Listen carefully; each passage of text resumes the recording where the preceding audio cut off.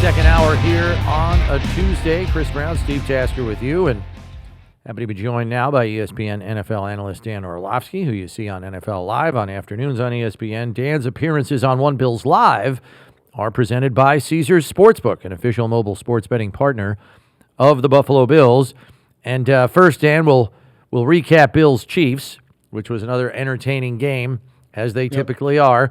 It did not disappoint. Got a little hairy at the end after a 52-yarder that could have cinched the game and ended it prematurely. Clangs off the upright. But all that being said, I know you're often one that tries to be mindful of how much pre-snap motion offenses are running, and the Bills used it a ton in this game. How do you feel it best benefited Josh? Yeah, one, it gave him information of who the pressure guy was and who the pressure guy wasn't. I think if you go to the first third down of the game, and this is why being at home matters so much. The first third down of the game, they go a little bit Sean McVay double motion. And I think they start with the back outside, and that, when them in San Francisco do it where their back is almost 7-8 yards away from Josh, but still at the depth of the quarterback.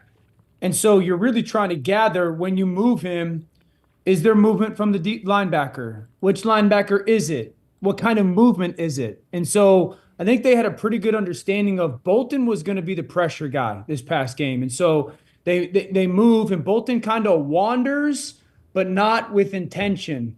And immediately Josh goes to the alert, goes to his helmet. They kick the screen out to Shakir, or the back, and then all of a sudden you're on the perimeter because they blitzed from the field.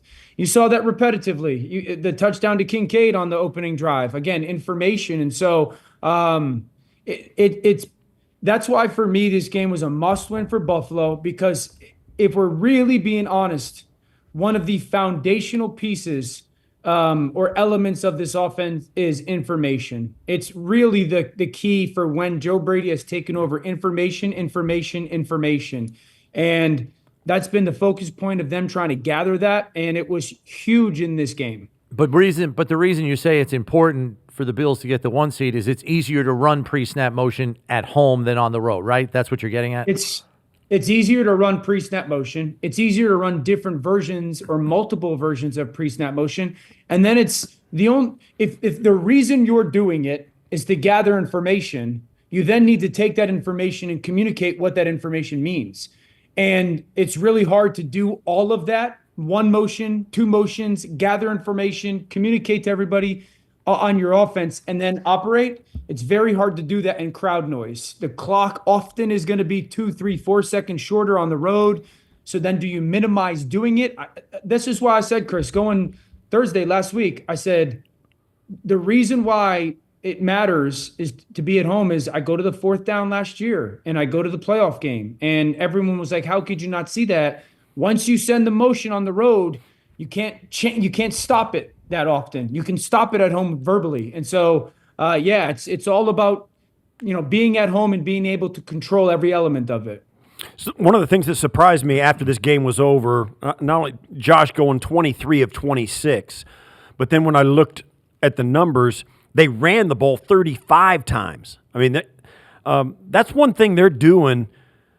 It doesn't seem like to me like anybody else is running the ball as much as Buffalo is. And they get great benefit of it, but yet they still score a ton of points. I mean, they're still number 2 or 3 in the league in scoring. What kind of benefits can they get by hanging in there with this run game that gives them the ability to score as well? Because, we always equate running the ball with kind of, low-scoring 17, 14 games. Yeah, you know what I mean? Sure. How's come the Bills are, doing both? Well, they've got probably the greatest red zone quarterback that we have in the game, and certainly one in the last 10, 15, 20 years, even though his career isn't that long. He's just exceptional down in the red zone. And so I think they could continue to control the football game in that regard because of it, while also making sure that you're cashing in on those red zone opportunities. His ability to be a threat as a runner down there, we all know, is just absolutely tremendous. And so, and also I'd say this, Steve, like, they're getting explosive runs. That was something that, once again, I'll go back to the New England loss. That was a takeaway, was they just didn't have those explosive runs. they had those explosive runs again this past week against Kansas City. They got those explosive runs. They're still explosive plays no matter how they're happening. But down in the red zone, it's again goes to a little bit of information. And when you got an offensive line that's a top 5 unit, usually down in the red zone, you'll play well. One other thing about the Bills' offense, and then I want to get to the other side of the ball, but Joe Brady's ability to use quick game to neutralize the Chiefs' exotic looks on third down from Spags. It seemed very evident that the plan was get it out of Josh's hands on third down. We know there have been some harrowing snaps and plays at times against pressure on third and medium to long for the Bills. Week 6 in Atlanta comes to mind, and it looked like they just chose to have an answer for it right off the rip and not let Spags get into his bag of tricks on third down. What did you make of that? Yeah, 2 things. Number one, and this is why there is a little bit of a boredom to football when it comes to staying ahead of the chains. Being efficient on earlier downs and not being in to the Atlanta point, 3rd and 10 plus all the time, it allows you to be a little bit more quick game centric or perimeter screen centric. I'll go back to that first play of the game, or that first third down, excuse me. So, being in 3rd and 6 is a much different world than being in 3rd and 9 in that. I thought was what was interesting, and there's a little bit of an assumption on this for me, but just watching the third down operations, it looked like there was almost this alternating of we're going to call the pressure answer first in the play call. And if we don't think we're getting pressure, we'll go to the second play, which is a concept beater or a coverage beater.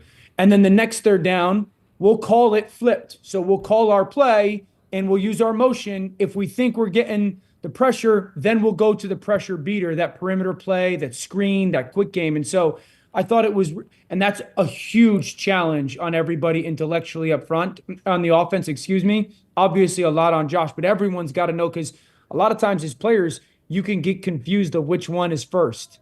You can get confused of, okay, do we have the play call first or the pressure beater? But I thought that was impressive. And again, there's a little bit of guesswork for me, is it seemed like that was one of the themes, was they would go from pressure beater to play back to pressure beater. And again, another reason why being efficient, but at home, a big deal. What do you see what's the next step in the evolution of this offense in Buffalo? I mean, they're going to keep on keeping on. Certainly, they've still got the everybody eats mentality. 10 different guys caught a pass in the game. Shakir led them all with receptions. Kincaid had a big night. Everybody else had 1 or 2 receptions.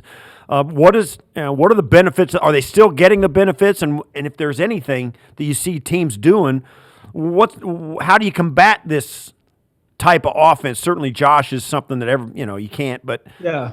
What are your thoughts about where this offense should go next?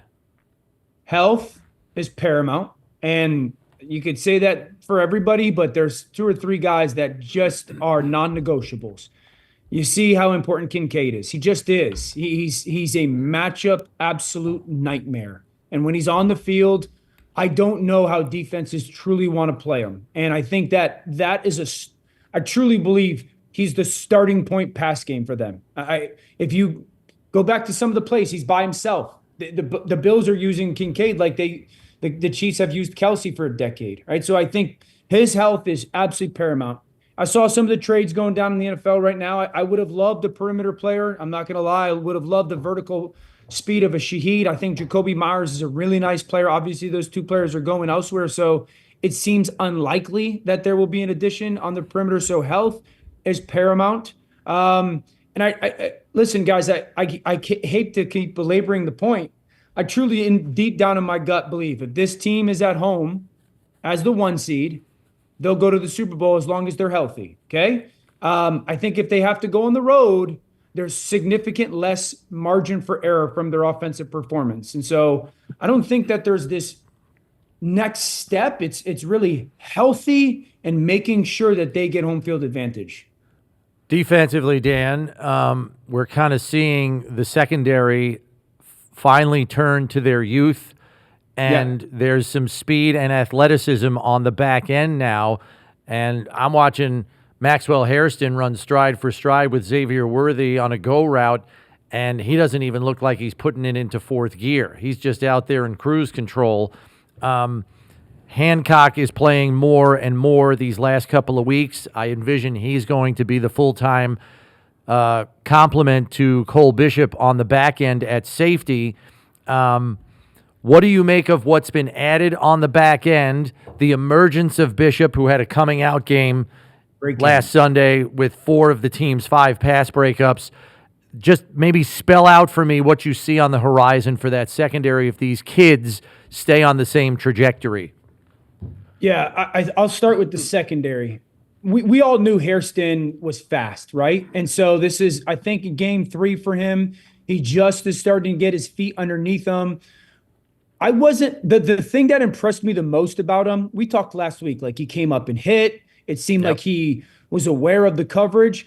Again, everyone knew he was fast. I actually think him going tracking the football down and it looking somewhat like easy for him to go make that catch. We all have seen defensive backs get hit in the face with that ball, right? And so just his ability to not only run, but like track the football and make a relatively easy play on the ball, for me, that was a really good sign because I didn't necessarily know that about him.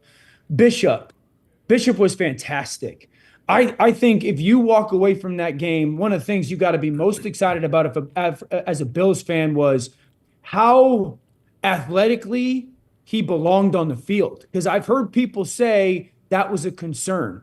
He was athletic. He played fast. He was strong to the ball. He played intelligent. He was smart. I thought he was really good with his hands, like just from an offensive perspective, watching him. And just, let's be honest, his physical presence mattered. He made some plays that just physically impacted people. So I thought that Hancock and him, that's a young group that's communicating well. I'd also say this, and Milano being back, he's not Matt Milano what he was 5-6 years ago, but there's a clip on the corner pressure where I think Benford sacks Patrick. Milano's covering the deep third of the field on Xavier Worthy in coverage.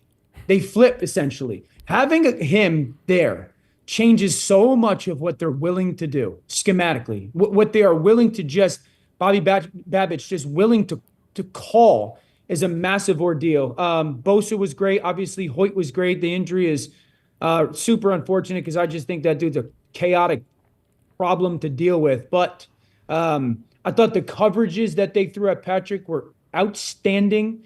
Going back to some of the things that are man one side, zone the other side, trap one side, catch one side, where you're kind of reading the concept. It was a brilliant, brilliant plan.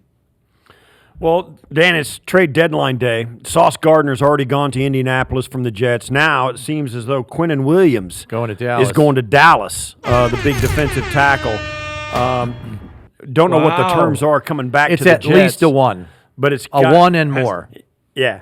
So the Jets are posturing for a draft pick, it seems. Well, for a quarterback. Yeah, for a quarterback, probably. Yeah. And now they got 5 first-round picks in the next 2 drafts. Right. And Quinnen Williams has still got some juice, no question about it. He's 27. What did you think about Sauce Gardner? What are your thoughts about him? 2 1s seems steep. But and a receiver. And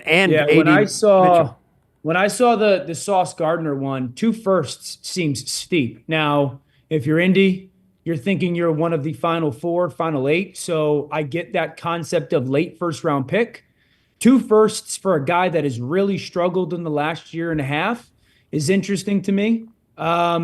He's obviously got a past where he played really high-level football. I know because we did the Jets game earlier this year. There was a kind of a battle of playing at the line of scrimmage, playing a little bit more off, what was he most comfortable with? How was he going to be the best kind of player? I think he's the number 1 flagged corner in football in the last 2 years when it comes to defensive pass interference and top 5 when it comes to holding. That could be flipped. So the Colts, I appreciate. I love trying to go all in, but you better find a way to get him to play at the level that he did earlier in his career rather than he has the last 2 years. The Quinnen Williams trade, for me, it makes no sense if I'm the Cowboys. I'm a bad football team. I'm not a playoff football team. I'm giving up future picks. He's a really good player. I just that one for me just doesn't make a ton of sense because the Cowboys aren't getting to the playoffs this season. Yeah, they gave up a 2 this year, and a 1-27. The Cowboys did for Quinnen Williams. So 2 draft choices way up high. So, I mean, I don't know, but Jerry's going to be Jerry, I guess. Last thing, Bills, Dolphins, and, the Dolphins are throwing people overboard too. Not only their GM, but they traded away Jalen Phillips to Philadelphia. They're a team that's just on a death march at this point in time. So I know their offense can still be dangerous in some aspects, but I think the Bills are probably believing if they jump on them early, the Dolphins will pack their bags and just say, just play out the rest of the game. Yeah, rightfully so. I mean, and that should be the mindset. 1:00. So you're rebounding off of a huge performance. I just think this organization's mature enough to understand last week doesn't matter if you screw up this week. And so this week is the focus. On defense, you got to handle Waddle and you got to handle Achane. We know that. Now, they will put Ollie Gordon in there with him at times, and Ollie's got a physical presence to him. They do a good job defending Tua.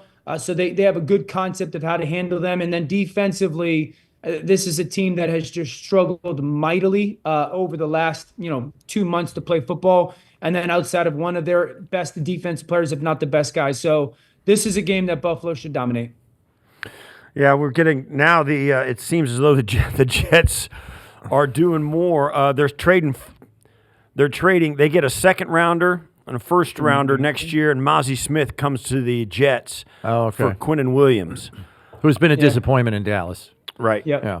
So that's wow. Okay.